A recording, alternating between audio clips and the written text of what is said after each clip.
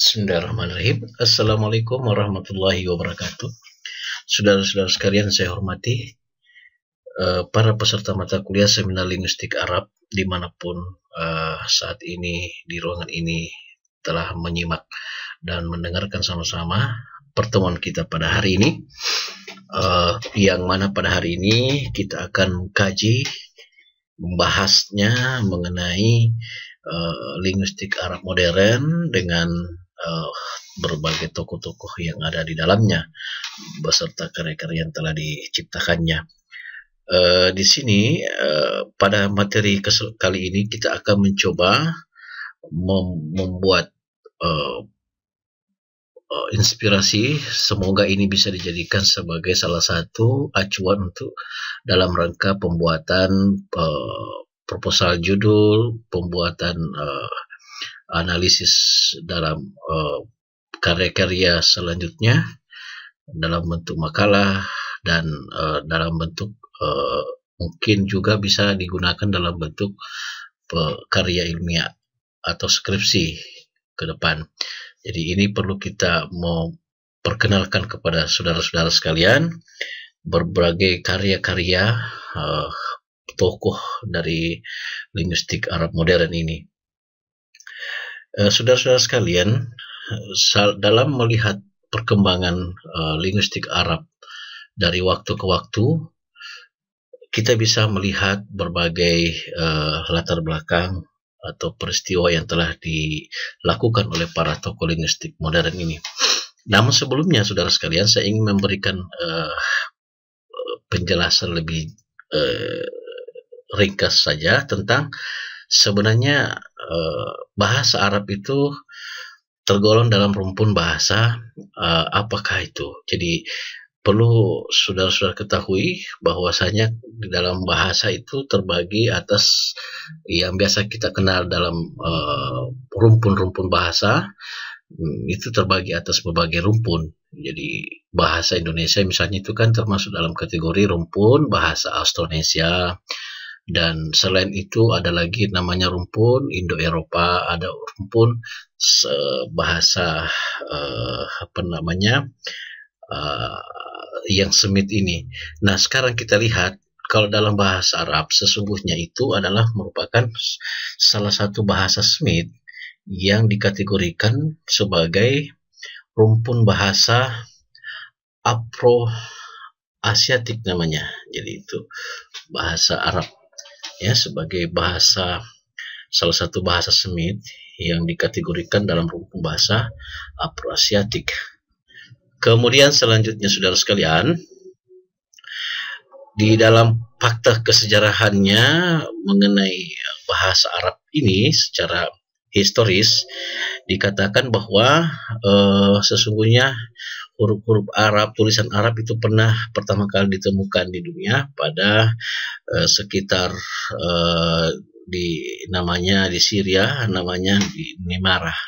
Di Nemara itulah yang menunjukkan prasasti itu bahwa pada beberapa tahun yang lalu, lebih kurang 2000 tahun yang lalu sudah digunakan karya-karya, sudah ada dalam bentuk tulisan huruf Arab. Jadi itu menunjukkan salah satu bukti bahwa betapa sudah lamanya bahasa ini digunakan oleh masyarakat Arab ketika itu. Selanjutnya, saudara sekalian, dari berbagai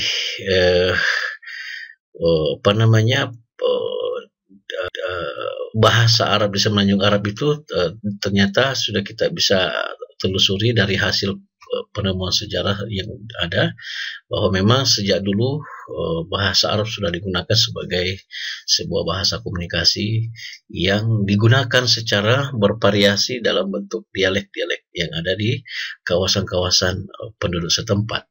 Itulah sebabnya misalnya mengapa dalam bahasa Arab itu terjadi banyak sekali sinonim-sinonim. Di antaranya misalnya ketika ingin menyebutkan kata unta saja di dalam bahasa Arab, menurut para ahli linguistik Semit ini, mereka sudah menemukan setelah hasil penelitiannya bahwa kata unta di dalam bahasa Arab itu lebih kurang 5.846 kata yang sama dengan makna unta.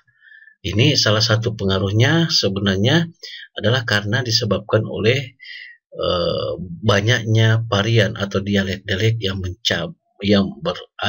bercampur ke dalam menjadikan sebuah bahasa. Meskipun dikatakan bahwa dialek Arab Quraisy lah yang dominan, yang dianggap paling unggul ketika itu.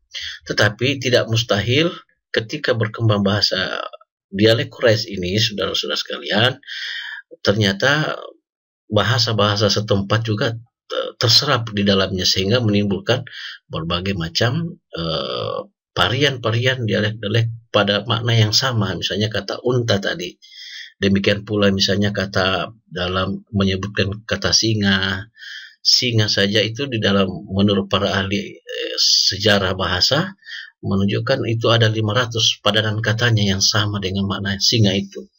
Jadi itu menunjukkan betapa rumitnya, betapa berkembangnya bahasa Arab dari waktu ke waktu tersebut. Nah, saudara-saudara sekalian yang saya hormati, mari kita lihat sekilas kilasan balik sejarah sebelum masuk kepada zaman linguistik Arab modern ini. Kita akan coba melihat secara diakronis linguistik Arab ini. Yang diakronis, istilah saya diakronis ini maksudnya kita melihat sosok bahasa itu, melihat berdasarkan waktu, zaman ke zaman. Jadi itu dianggap diakronisnya. Nah, dari segi diakronis bahasa itu awalnya sekitar 2000 tahun yang lalu sudah digunakan bahasa Arab, tapi disebut istilah dalam ahli linguistik modern menyatakan masa linguistik klasik, bahasa Arab klasik. Kemudian pada periode berikut itu sudah setelah 2000 tahun yang lalu, maka periode berikutnya sudah digunakan bahasa Arab standar modern yang disingkat MSA. Jadi modern standar Arabic. Jadi itu. Dan kini selain itu sudah terjadi juga akulturasi budaya dalam hal ini kebahasaan, sehingga bahasa Arab sekarang juga hidup di dalam dua dimensi, yaitu bahasa Arab dialek, yaitu dialek atau bahasa Arab Ammiyah. Antara bahasa Arab modern dan Ammiyah ini kini saat ini tengah terjadi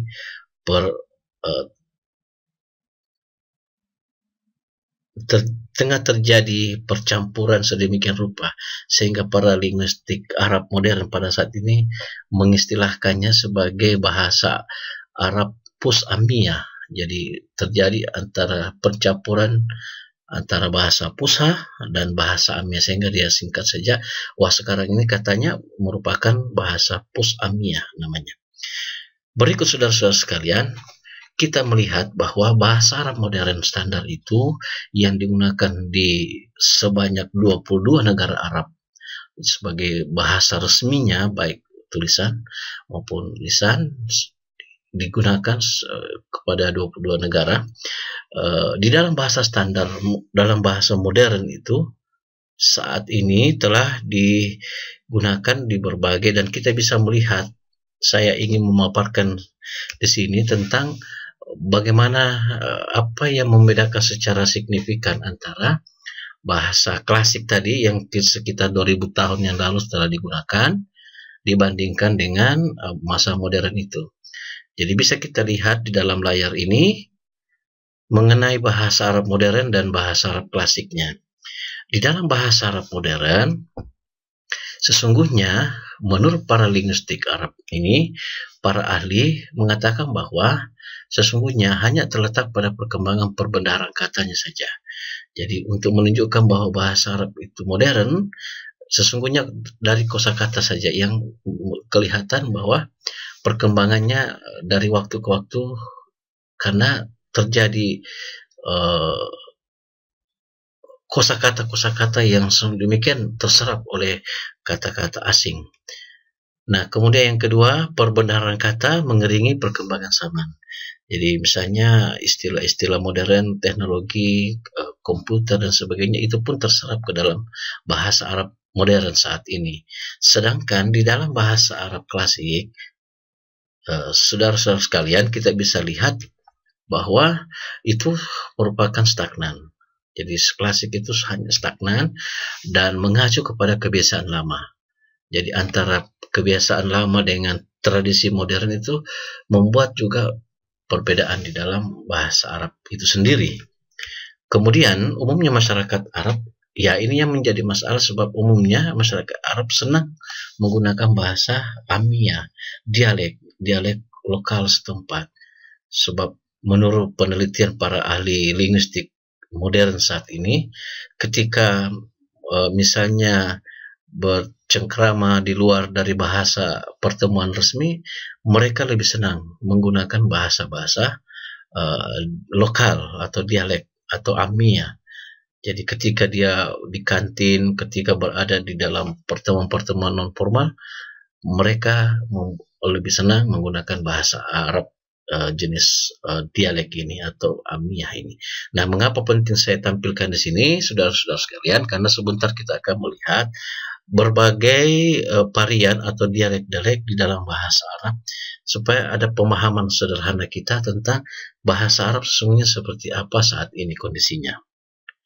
Saudara-saudara, selanjutnya kita akan lihat dulu bagaimana tokoh linguistik Arab modern ini dan bagaimana karya-karya yang dilahirkan atau diciptakannya dalam bentuk baik buku maupun artikel, tulisan dan sebagainya, yang semua itu mencirikan bahwa bentuk-bentuk karya yang mendominasi karya linguistik melahirkan linguistik Arab modern ini.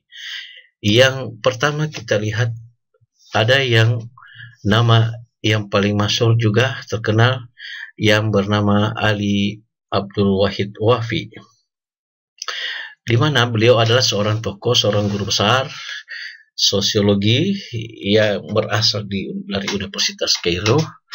Beliau telah banyak membuat karya-karya di dalam bukunya. Misalnya salah satu bukunya kita bisa lihat di sini, buku yang dikarangnya berjudul Ilmu Lugah yang ditulisnya pada tahun 1941, lalu kemudian Fikul Lugah pada tahun 1941 juga, Lugah wal Mujtama yang dikarangnya sekitar tahun 1946, dan yang terakhir karya yang cukup monumental buat seorang Ali Abdul Wahid Wafi ini adalah karyanya yang berjudul Nash'al Lugah Indal Insan wa Tahfi pada tahun 1947. Nah, para ahli bahasa di universitas terkemuka di Arab saat ini, terutama di Mesir, sangat tertarik untuk mengkaji ilmu-ilmu ini. Jadi berdasarkan karya-karya, ide-ide, gagasan yang dituangkan dalam bentuk buku seorang Ali Abdul Wahid Wafi inilah, sehingga ketika ini saat ini banyak orang yang tertarik untuk lebih mengembangkan lagi bahasa Arab itu. Saudara-saudara sekalian yang saya hormati, selanjutnya adalah Ibrahim Anis. Siapakah dia ini, Ibrahim Anis? Si Ibrahim Anis ini adalah seorang guru besar juga yang berasal dari Universitas Kairo. Beliau mengabdi di sana dari Fakultas Ilmu Pengetahuan. Beliau menurut riwayat hidupnya adalah bekas alumni dari University London. Setelah pulang dari mengambil doktor di sana, beliau menuangkan idenya, banyak menulis karya-karyanya. Yang terpenting kita bisa lihat karya beliau dalam ini adalah karya yang berjudul Aswat Al-Lugawiyah yang dikarang pada tahun 1997, yang kedua Al-Lahjat Al-Misriyah, Musika Asyir, dan Dilala Al-Fas pada tahun 1958. Berikutnya saudara sekalian, tokoh lain yang cukup terkenal saat ini sebagai yang dianggap sebagai tokoh linguistik Arab modern adalah Raja Tenasar.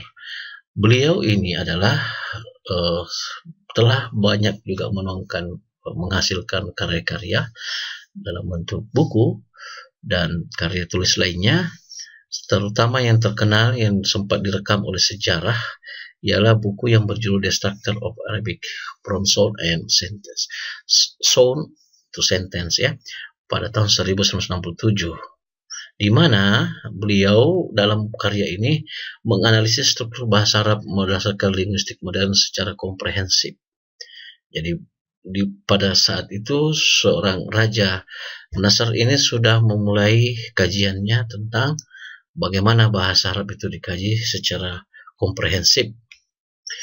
Nah, tokoh yang lain, saudara sekalian, ini penting juga dijelaskan sebagai tokoh linguistik Arab modern ini yang bernama Tamam Hasan ini. Di mana Tamam Hasan ini banyak menulis karya-karya, dan salah satu di antaranya sempat terekam oleh berbagai ahli linguistik adalah yang berjudul Manahij al-Bahth fil Lughah yang ditulisnya pada tahun 1979, dan yang kedua karyanya yang berjudul Al-Lughah Al-Arabiyyah Mabnaha wa Ma'naha yang ditulisnya pada tahun 1985. Jadi beliau Tamam Hasan ini sangat masyhur namanya di kalangan para linguistik modern. Nah, yang berikut adalah Abdul Rahman Ayub. Nah, Abdul Rahman Ayub ini menulis karya, membuat buku juga yang bernama Al-Lughah Bainal Farad wal Mujtama yang ditulisnya pada tahun 1954. Tokoh yang lain adalah Kamal Bisr, di mana beliau menulis pada tahun 1990 dari Iskandaria. Beliau seorang guru besar dari Universitas Iskandaria. Al-Aswad Al-Arabiyah judul buku yang dikarangnya, dan demikian pula juga Mahmud Sa'ran. Mahmud Sa'ran ini sangat masyhur juga, sangat terkenal, dan banyak membuat rancangan-rancangan linguistik Arab modern saat ini melalui pendekatan-pendekatan ilmu lughah atau fiqh lughah. Berikutnya, saudara sekalian, adalah nama Fahmi Hijazi. Mahmud Fahmi Hijazi ini sangat-sangat terkenal ketika beliau mencoba menorehkan karyanya dengan judul Madkhal Ilmu Lughah yang membuka cakrawala baru. Jadi beliau berhasil membuka cakrawala baru pengkajian bahasa Arab melalui pendekatan linguistik modern secara utuh. Jadi melalui karya-karya Fahmi Al-Hijazi inilah sehingga karya-karya itu membuat mencoba melihat bagaimana kekuatan bahasa Arab melalui pendekatan linguistik modern. Ada hal lagi yang terpenting yang kita perlu ingat, saudara-saudara sekalian, seorang tokoh yang bernama Emil Budi Ya'qub, di mana seorang Emil Budi Ya'qub ini telah banyak menulis, terutama karya yang paling terkenal saat ini ialah dalam judul buku yang dikarangnya berjudul Fiqh Lughah Al-Arabiyyah, di mana buku ini memuat tentang bagaimana stilistika atau gaya bahasa Arab yang di dalamnya, dan dikaitkan dengan masalah-masalah dialektologi atau lahajat. Jadi karya-karya Emil Budi Ya'qub ini terlihat begitu mempesona para linguistik Arab modern sehingga tertarik untuk mengkaji lebih jauh mengenai kaedah-kaedah atau teori-teori stilistika, teori-teori dialektologi dan sebagainya yang terkait dengan persoalan menjelang bahasa Arab. Baiklah, berikut kita akan saksikan, saudara-saudara sekalian, bagaimana bahasa Arab Amiyah itu atau dialek itu sendiri atau varian-varian dalam bahasa Arab modern saat ini. Di dalam bentuk kesejarahannya kita lihat bahwa dalam bahasa Arab varian atau dialek itu adalah merupakan percakapan sehari-hari di dunia Arab, dan terlihat bahwa bahasa ini amat berbeda jauh dengan bahasa Arab tulisan. Jadi sebab ini hanya merupakan bahasa lebih banyak digunakan sebagai bahasa komunikasi atau biasa lebih praktisnya dikatakan bahasa pasar. Kita di Indonesia lebih pakem dikatakan sebagai bahasa pasar dibanding bahasa ilmiah. Yang kedua, misalnya perbedaan dialek paling menyolok itu ialah ketika antara dialek Afrika Utara atau sekitar Maghribi dan di bahagian Timur Tengah di Hijaz. Dialek-dialek ini kita akan ulas satu persatu pada slide-slide berikut ini. Nah, hal yang terpenting mengenai dialek ini misalnya adalah yang faktor penyebab terjadinya dialek bahasa Arab itu disebabkan oleh pengaruh-pengaruh yang disebut dengan sebelum bahasa Arab datang, yang substratnya, ya, pengaruh substrat. Misalnya kalau kita lihat contoh kasus pada kata kana, pada kata yang menunjukkan artinya itu yakun, karena yakun misalnya kalau di kawasan dialek Irak menggunakan kata aku, sementara di Palestina itu fe, dan kalau kita lihat di Maghribi dia tidak mengatakan aku, tidak mengatakan fe, tapi mengatakan kain. Jadi semua ini termasuk dalam kategorisasi amiyah atau varian-varian saja di dalam bahasa Arab. Tapi itulah tadi seperti yang saya sebutkan bahwa saat ini kelihatan bahwa bahasa Arab amiyah lebih dominan digunakan di sekitar pergaulan sehari-hari.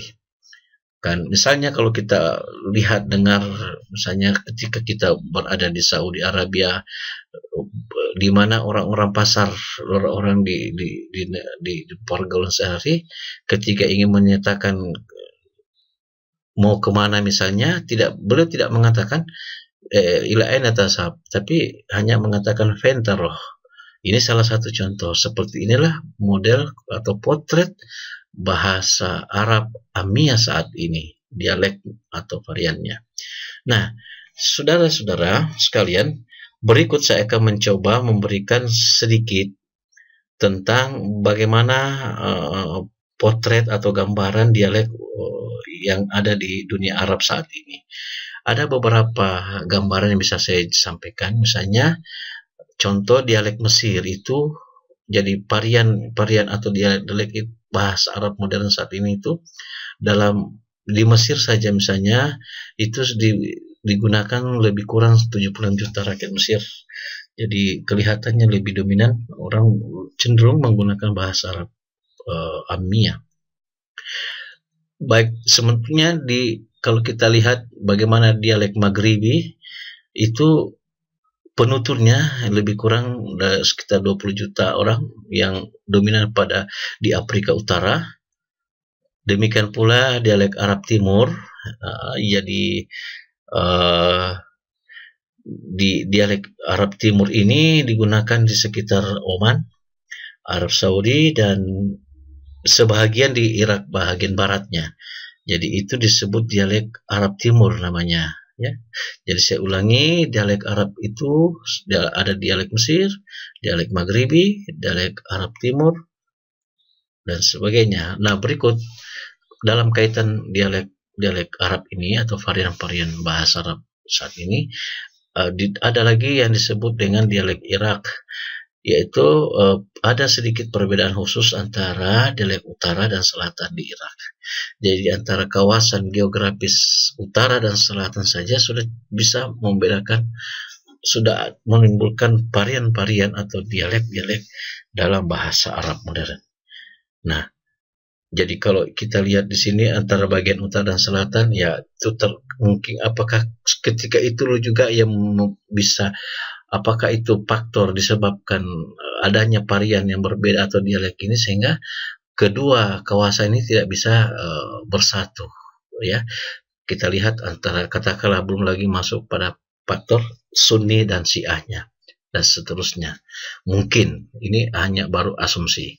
Kita bisa teliti lebih jauh dan ini mungkin salah satu bagian yang bisa jadi inspirasi untuk membuat skripsi, membuat karya ilmiah atau membuat karya-karya yang kedepannya. Kemudian saudara sekalian, dialek selanjutnya yang bisa saya perkenalkan di sini adalah dialek Levantine namanya. Disebut juga dialek Sam. Dialek ini digunakan di sekitar Syria, Palestina, Lebanon, dan di kawasan gereja di Siprus. Nah, selain itu ada lagi disebut dialek Teluk, di mana dialek ini digunakan sekitar di Qatar, di Uni Emirat Arab, dan di bagian sedikit di bagian Saudi Arabia. Jadi kawasan Saudi Arabia itu menggunakan dialek Teluk, namanya para ahli linguistik Arab modern menyebutnya sebagai dialek Teluk. Jadi demikian itu berbagai varian yang ada dan sudah diteliti, sudah dikaji oleh para linguistik Arab modern saat ini. Saudara-saudara sekalian, demikian penyampaian materi kita pada kesempatan ini tentang bagaimana potret linguistik Arab modern saat ini dan tokoh-tokoh yang dihasilkan dari berbagai hasil-hasil karya, baik dalam bentuk buku, tulisan, artikel-artikel, dan sebagainya. Demikian lebih kurangnya, mohon dimaafkan. Atas perhatiannya saya ucapkan terima kasih banyak.